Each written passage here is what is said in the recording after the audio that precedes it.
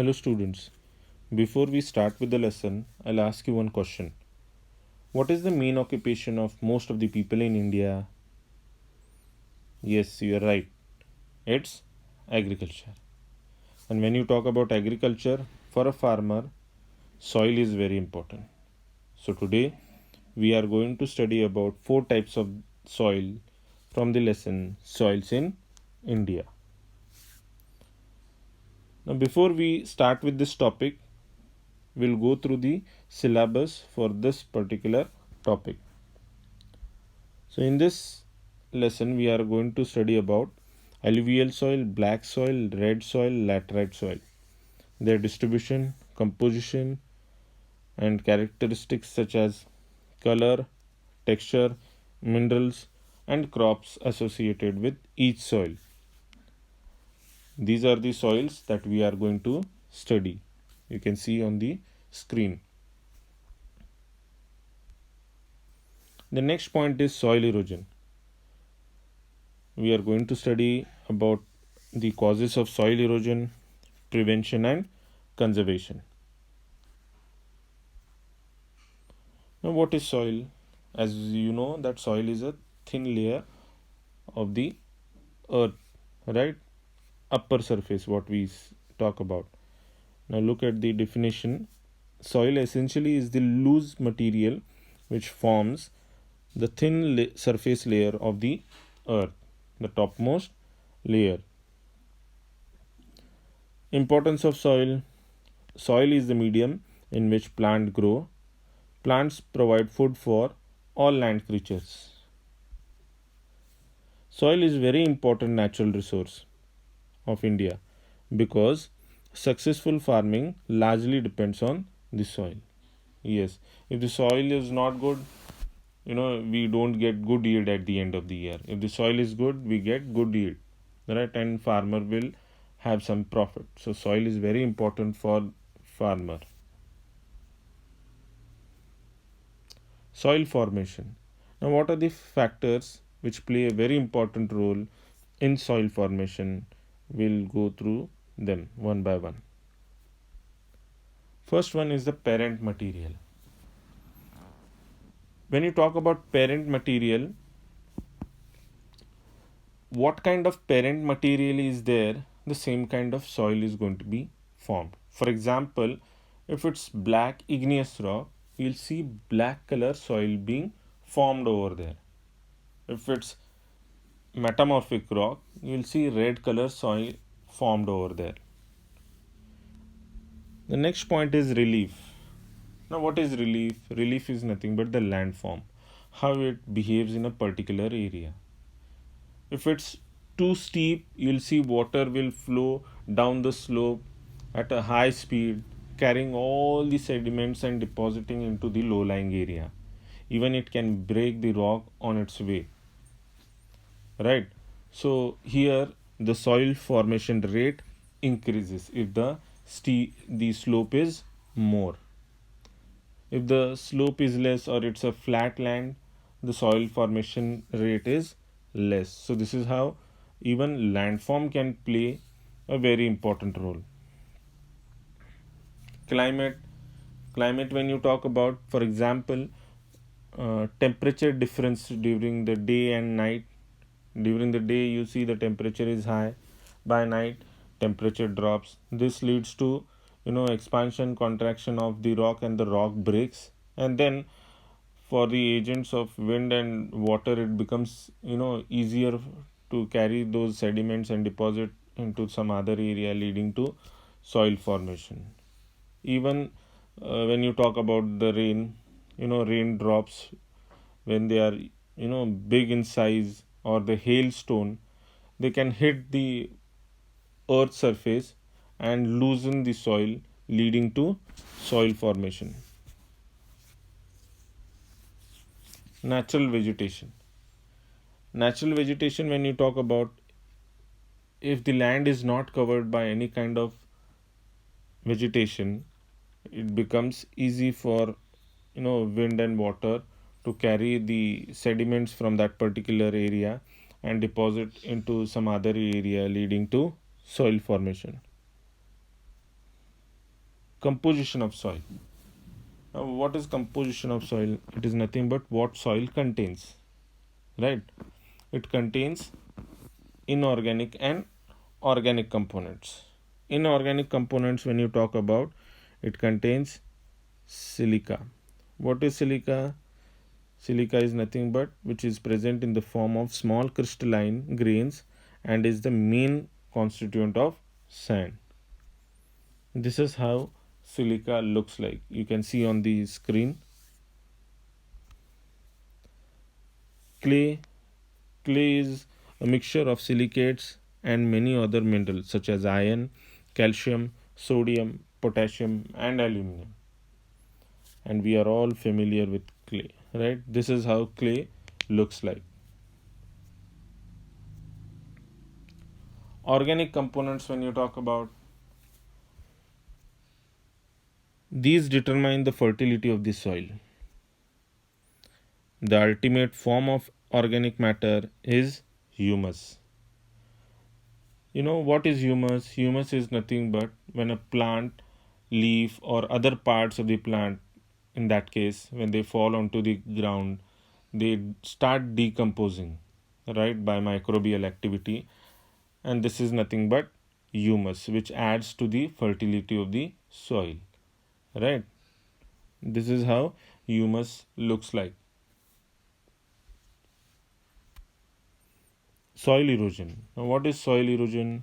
Soil erosion is nothing but the removal of the top layer of soil.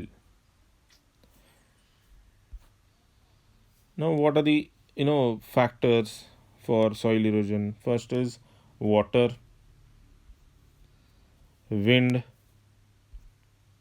overgrazing, men, plants, and animals, faulty methods of agriculture, right?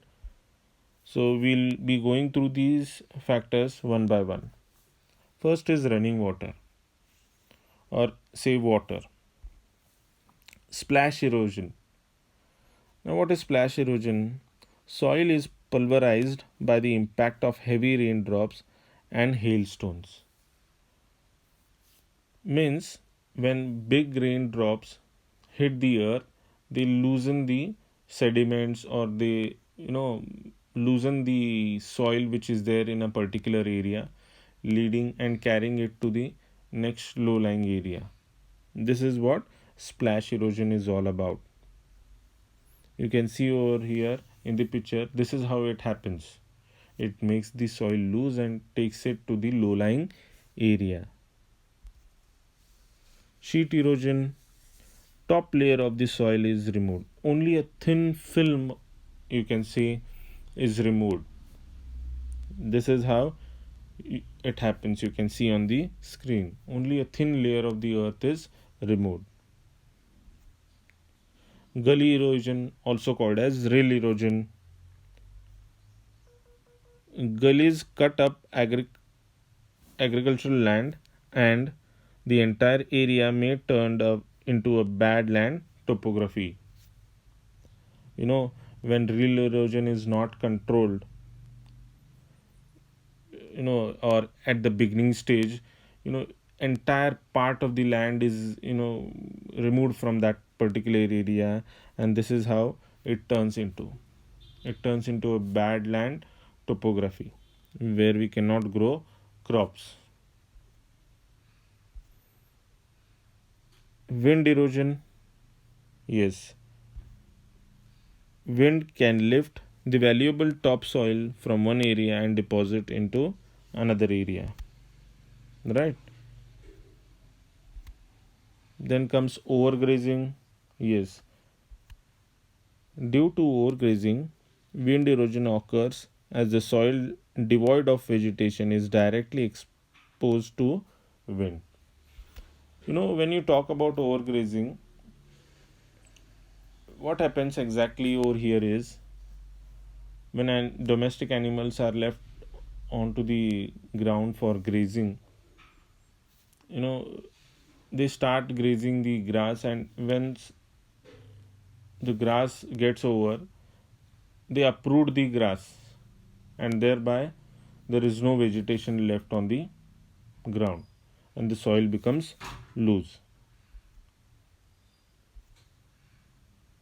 Men, plant, and animals. Human activities are responsible for soil erosion because we are cutting down the trees, for a number of things like construction of roads, buildings, factories, industries, right? And then the soil becomes loose because there is no vegetation cover. Plants, when you talk about, when there is no vegetation cover left onto the ground, soil is eroded easily from one particular area.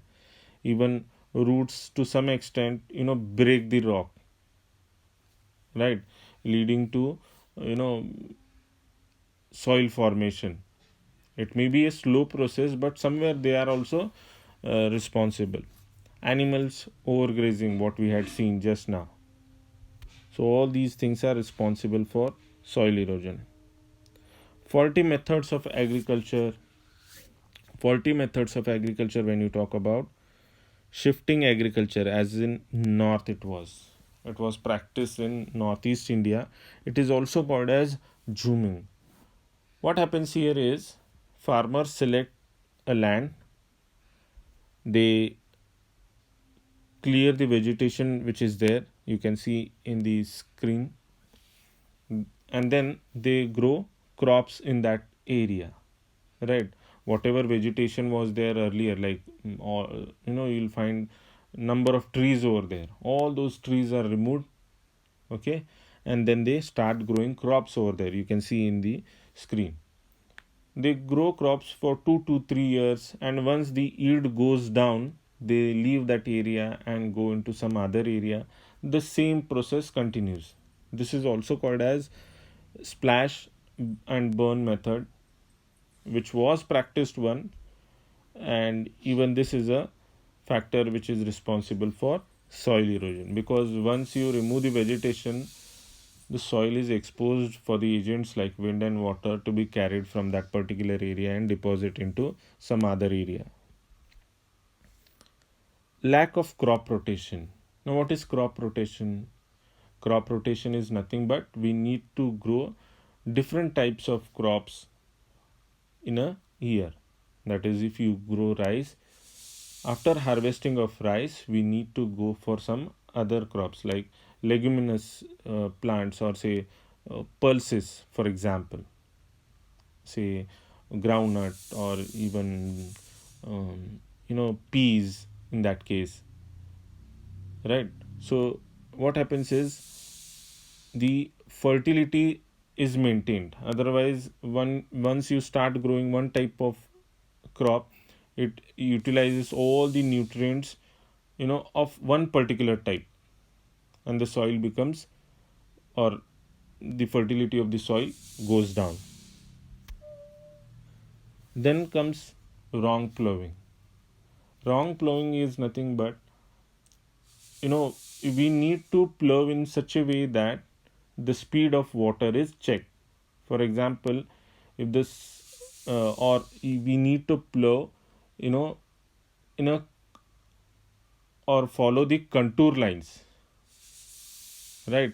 Instead of going down the slope, we need to follow the contour lines so that we can reduce the speed of water and thereby check the soil erosion. Soil conservation, how it can be done? Afforestation. Afforestation is to increase the area under forest. To check overgrazing, separate grazing grounds should be provided. Yes, this is very important. Construction of dams and barrages, which checks the speed of water and thereby saves soil from erosion. You can see, these kind of things should be made across these streams, and then we can reduce this flow of water or the speed of water, and thereby we can stop soil erosion.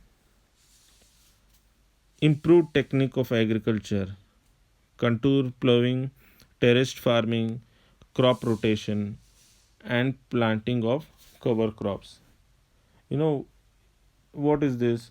You can see on the screen, this is nothing but, you know, farming which is done on the slopes, right? When you talk about contour and terraced farming, it is done on the slopes. And when you talk about slopes, you will see that water goes down the slope at a high speed, carrying all the sediments. So when you do such type of farming, you will see the speed of water is reduced and soil erosion is also less over there. Crop rotation we have seen. Then planting of cover crops. Yes, some kind of vegetation should be there when you talk about agricultural land. Otherwise, it becomes easier for agents of wind and water to carry the soil from that particular area and deposit it into some other area. Shifting or zooming or slash or burn type of agriculture should be banned, which was practiced once in the northeast India.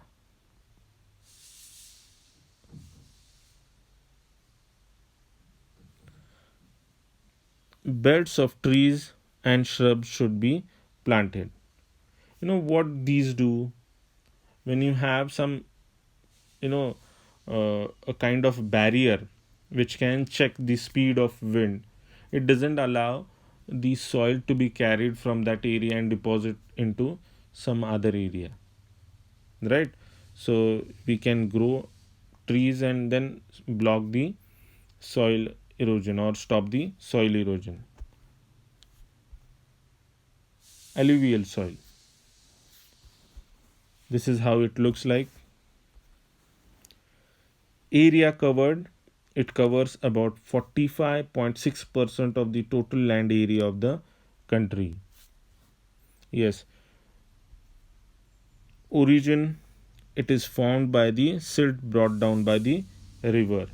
Yes, when you talk about the origin, this soil is formed when the water from the rivers bring all the sediments, you know, and deposits into the low lying area, and in the low lying area we see alluvial soil formed.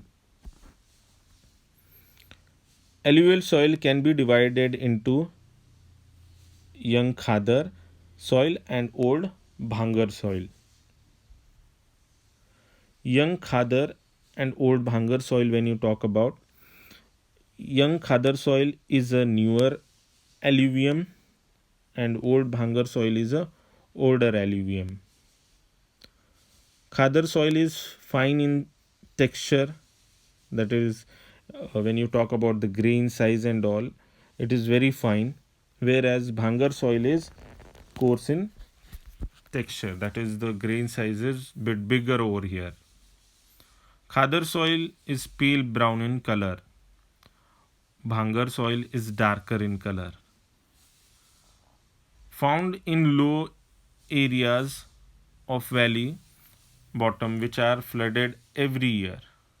Means you'll find that the khadar soil is at the basin of the river, or the where floods takes place every year. You don't find it in the higher areas. In the higher areas you will find the bhangar soil because it is bit bigger in size, so water cannot carry it into the low lying area. Understood? Khadar soil is more fertile and bhangar soil is less fertile. So this is the difference between khadar soil and bhangar soil. Characteristics: transported soil or XE2 soil. Remember students, this is very important. A question can come in the exam, like give an example of XE2 soil. And XE2 soil, when you talk about, it's alluvial soil, right? Because it is found in some other area far away from its parent material, right? Parent material is somewhere on the slopes or in a higher area, and now the soil is being formed into the low lying area, so it is called as XE2 soil away from the parent material. They are coarse in the upper section of the valley, medium in the middle, and finest in the delta region. As I told, when you talk about the slope, the heavy material, in that case, the heavy grains remain behind, the bit finer they come to middle, and very fine they go to the low lying area. This is how the characteristic of alluvial soil is. Color texture, light to dark in color depending on new or old alluvium. Composition, yes, this is very important, students. It is rich in potash and humus and deficient in phosphorus and nitrogen. Students, you need to remember questions will be asked on composition. Fertility, it's very fertile on the whole.